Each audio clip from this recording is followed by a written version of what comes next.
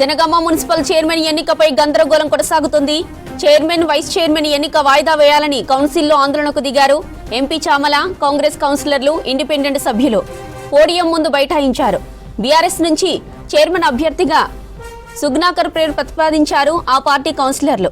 అటు 22వ వార్డు నుంచి గెలిచిన బాలమణి పేరును ప్రపోజ్ చేసింది కాంగ్రెస్. అయితే 28వ వార్డు కౌన్సిలర్ కిడ్నాప్ కేసు వ్యవహారం తేలాకే చైర్మన్, వైస్ చైర్మన్ ఎన్నిక నిర్వహించాలని డిమాండ్ చేస్తున్నారు కాంగ్రెస్ సభ్యులు. రైటిక జనగామలో చైర్మన్ ఎన్నికపై మరిన్ని డీటెయిల్స్ కృష్ణమోహన్ లైవ్ ద్వారా అందిస్తారు. కృష్ణమోహన్, చెప్పండి, అప్డేట్స్ ఏంటి? జనగామ పాలకవర్గం, మున్సిపల్ పాలకవర్గం సంబంధించి చైర్మన్, వైస్ చైర్మన్ ఎన్నికలకు సంబంధించి గందరగోళం కొనసాగుతుంది.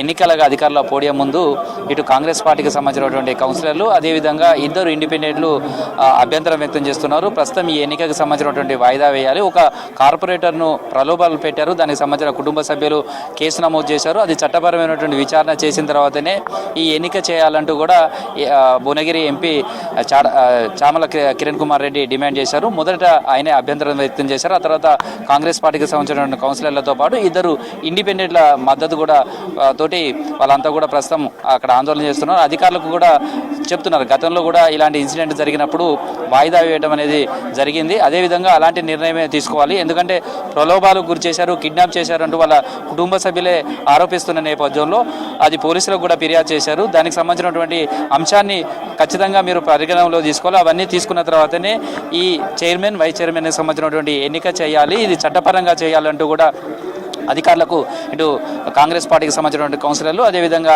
ఎంపీ కిరణ్ కుమార్ రెడ్డి కూడా దృష్టికి తీసుకువెళ్లారు. ఈ నేపథ్యంలోనే పోడియం ముందు వాళ్ళు బైఠాయించి ఆందోళన చేస్తున్న నేపథ్యంలో ఒక్కసారిగా గందరగోళ వాతావరణం కనిపిస్తుందని చెప్పొచ్చు. ప్రస్తుతం అయితే జనగామ మున్సిపాలిటీ చైర్మన్, వైస్ చైర్మన్లకు సంబంధించినటువంటి ఎన్నిక వాయిదా వేయాలనేదే వాళ్ళ డిమాండ్ అనేది కూడా చెప్పొచ్చు. కాంగ్రెస్ పార్టీకి సంబంధించి 22వ వార్డు కౌన్సిలర్ బాలమణిని చైర్మన్గా కాంగ్రెస్ పార్టీ ప్రతిపాదన చేసింది. అదేవిధంగా బీఆర్ఎస్ పార్టీ చైర్మన్ అభ్యర్థిగా 18వ వార్డు సుగుణాకర్ను ప్రతిపాదన చేసింది. ఇదే సమయంలో చైర్మన్, వైస్ చైర్మన్ సంబంధించిన ఎన్నిక పూర్తిగా వాయిదా వేయాలనేది ఎంపీ తమ అభ్యంతరం వ్యక్తం చేశారు. ఇదే సమయంలో దానికి సంబంధించినటువంటి అధికారుల దృష్టికి కూడా గతంలో మున్సిపల్ ఎన్నికల నేపథ్యంలో ఇలాంటి సంఘటనలు జరిగినప్పుడు ఇలాంటి నిర్ణయాలు తీసుకున్నారు.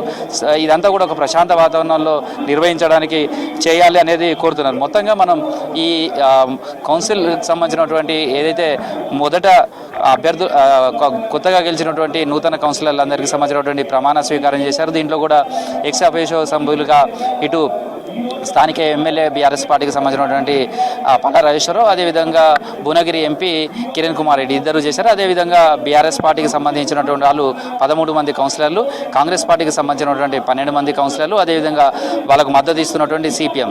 ఆ తర్వాత 4 ఇండిపెండెంట్లు గెలిచారు. ఆ 4 ఇండిపెండెంట్లకు సంబంధించిన ప్రమాణ స్వీకారం అయింది. ఆ తర్వాత కొద్దిసేపటి క్రితం చైర్మన్, వైస్ చైర్మన్కి సంబంధించినటువంటి నోటిఫికేషన్ ఇచ్చారు అధికారులు. ఆ తర్వాత 2 పార్టీల నుంచి ప్రతిపాదనలు తీసుకొచ్చారు. ఆ ప్రతిపాదనలు ఇచ్చిన తర్వాత ఒక్కసారిగా ఏదైతే 28వ వార్డుకు సంబంధించినటువంటి అంశం ఉందో దానికి సంబంధించినటువంటి దాని మీద వాయిదా వేయాలి. అక్కడ వార్డు సభ్యురాలు మీద కౌన్సిలర్కి సంబంధించినటువంటి 28వ వార్డు కౌన్సిలర్ ఫాతిమాకు సంబంధించినటువంటి కిడ్నాప్ చేశారు లేదా ప్రలోభ పెట్టారు ప్రయత్నం చేశారు అంటూ వాళ్ళ కుటుంబ సభ్యులు ఇచ్చినటువంటి ఫిర్యాదు నేపథ్యంలో అది దర్యాప్తు చేయాలి. చట్టపరంగా చర్యలు తీసుకున్న తర్వాతనే దీన్ని చేయాలి. వీ వాంట్ జస్టిస్ అంటూ కూడా కాంగ్రెస్ పార్టీకి సంబంధించినటువంటి కౌన్సిలర్లు కావచ్చు, అదేవిధంగా ఎంపీ కిరణ్ కుమార్ రెడ్డి వాళ్ళంతా కూడా ఆందోళన చేస్తున్నారు. ప్రస్తుతం ఆ కేసు ఉన్న నేపథ్యంలో దాన్ని కూడా తేల్చాలి. అది తేల్చిన తర్వాతనే చట్టపరంగా ఈ ఎన్నిక చేయాలి, దీన్ని వాయిదా వేయాలి అంటూ కూడా వాళ్ళు డిమాండ్ చేస్తున్నారు. దీంతో ఒక్కసారిగా జనగామకు సంబంధించినటువంటి చైర్మన్, వైస్ చైర్మన్కి సంబంధించినటువంటి ఎన్నికకు సంబంధించి ఒక గందరగోళ వాతావరణం కనిపిస్తుందని చెప్పచ్చు. మొదట 2 పార్టీలకు సంబంధించినటువంటి చైర్మన్ అభ్యర్థులకు సంబంధించినటువంటి ప్రతిపాదనలు చేశారు. ప్రతిపాదన చేసిన తర్వాత ఇష్యూ ఇది వచ్చింది. అయితే మొత్తంగా చూస్తే 2 వైపుల నుంచి కూడా మొత్తం ఎక్స్ అఫీషియోలతో కలిపి 32 మంది ఉన్నారు. ఇటు ఇండిపెండెంట్గా గెలిచినటువంటి 4లో కూడా 2 కాంగ్రెస్ పార్టీకి, 2 బీఆర్ఎస్ పార్టీకి మద్దతు తెలిపారు. దీంతో 2 వైపుల నుంచి కూడా సమానమైనటువంటి సంఖ్యాబలం వచ్చింది. అయితే ఇది ఓటింగ్ సమయంలో నిజంగానే ఎవరైతే ఇండిపెండెంట్ అభ్యర్థులు ఎటువైపు మొగ్గు చూపుతారు అనేది అప్పుడు తేలాల్సి ఉంటుంది. ప్రస్తుతం అయితే ఈ ఆందోళనలో 2 ఇద్దరు ఇండిపెండెంట్ కూడా కాంగ్రెస్ పార్టీకి మద్దతుగా పాల్గొంటున్నారు కాబట్టి వాళ్ళ మద్దతు కాంగ్రెస్ పార్టీకి ఉన్నదనేది చాలా స్పష్టంగా మనకు కనిపిస్తుంది. ప్రస్తుతం అయితే ఆందోళన కొనసాగుతుంది అని చెప్పచ్చు. వాళ్ళంతా కూడా బైఠాయించారు, పోడియం ముందే అధికారుల దృష్టికి తీసుకెళ్తున్నారు. గతంలో మున్సిపల్ ఎన్నికల సమయంలో జరిగినటువంటి కొన్ని ఇన్సిడెంట్కి సంబంధించినటువంటి ఇష్యూస్ కావచ్చు, వాటన్నిటిని కూడా అధికారుల దృష్టికి తీసుకెళ్తున్నారు. ఎన్నికల నిర్వహణకు సంబంధించినటువంటిది ఏదైతే చట్టపరంగా ఉంటుందో ఆ అంశాలన్నింటినీ కూడా పరిగణనలో తీసుకోవాలి. అవి తీసుకున్న తర్వాతనే ఎన్నికలకు సంబంధించినటువంటి ముందుకు వెళ్ళాలి. ప్రస్తుతం గందరగోళమైనటువంటి పరిస్థితి ఉన్న నేపథ్యంలో చైర్మన్, వైస్ చైర్మన్కు సంబంధించినటువంటి ఎన్నిక ఏదైతుందో వాయిదా వేయాలి అనేది కాంగ్రెస్ పార్టీకి సంబంధించినటువంటి కౌన్సిలర్లు, అదేవిధంగా ఎంపీ కిరణ్ కుమార్ రెడ్డి డిమాండ్ చేస్తున్నారు. దాంతో వాళ్ళంతా కూడా నినాదాలు చేస్తున్నారు. ప్రస్తుతం నెలకొన్నటువంటి హౌస్ గందరగోళం నేపథ్యంలో ఎలాంటి నిర్ణయం తీసుకోవాలి, ఏ విధంగా ముందుకు వెళ్ళాలి అనే దానికి సంబంధించి కూడా అధికారులు ప్రస్తుతం ఎన్నికలకు ఉన్నటువంటి ఆర్డీఓ కావచ్చు, మున్సిపల్ కౌన్సిలర్ ఉన్నత అధికారుల దృష్టికి కూడా తీసుకువెళ్లారు. కలెక్టర్ తర్వాత ఎన్నికలకు సంబంధించినటువంటి అధికారులకు కూడా ఈ సమాచారాన్ని ఇచ్చారు. వాళ్ళు ఇచ్చే డైరెక్షన్ తగ్గట్టుగా ఏ విధంగా ముందుకు పోవాలి అనే దానికి సంబంధించినటువంటి సమాలోచనలు చేస్తున్నారు. ప్రస్తుతం అయితే ఈ ఎన్నికకు సంబంధించినటువంటి అంశం మాత్రం గందరగోళంలోనే ఉందని చెప్పచ్చు.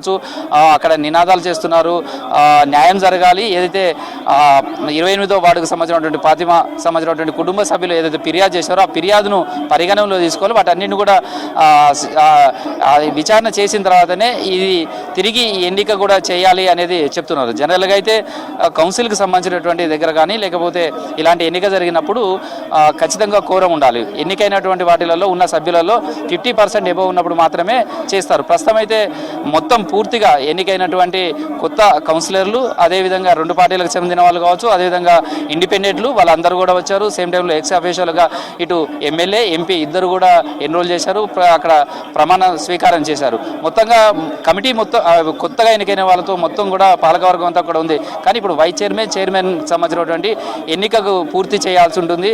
దానికి ఓటు సంబంధించినటువంటి వేసే అవకాశం వీళ్ళకు ఇప్పుడు ఉన్నటువంటి కౌన్సిలర్లకు ఉంటుంది. వాళ్ళు ఎంతమంది ప్రతిపాదించినటువంటి సంఖ్యాబలాన్ని ఆధారంగా ఈ ఎన్నిక జరుగుతుంది. ప్రస్తుతం అయితే 2 పార్టీలకు సంబంధించి కూడా సమానమైనటువంటి బలం ఉంది. కానీ కాంగ్రెస్ పార్టీ మొదటి నుంచి కూడా చెప్తుంది ఇక్కడ కిడ్నాప్కు సంబంధించినటువంటి సంఘటన జరిగింది కాబట్టి ఆ సంఘటనకు సంబంధించి ఎన్నికల అధికారులు కూడా చర్యలు తీసుకోవాలి. దాని మీద పోలీస్ కేసు ఉన్నటువంటి విచారణ ఉంది. ఆ విచారణ అంతా కూడా పూర్తి చేయాలి. అవన్నీ పూర్తి చేసిన తర్వాత మాత్రమే ఈ జనగామకు సంబంధించినటువంటి చైర్మన్, వైస్ చైర్మన్కి సంబంధించినటువంటి ఎన్నిక చేయాలనేది వాళ్ళు డిమాండ్ చేస్తున్నారు. ప్రస్తుతం అయితే ఏదైతే ఎన్నిక జరుగుతున్నటువంటి హాల్ ఉందో ఆ హాల్లో గందరగోళం ఉంది. ఎటు చూసినా వాళ్ళకి సంబంధించినటువంటి నినాదాలు చేస్తున్నారు.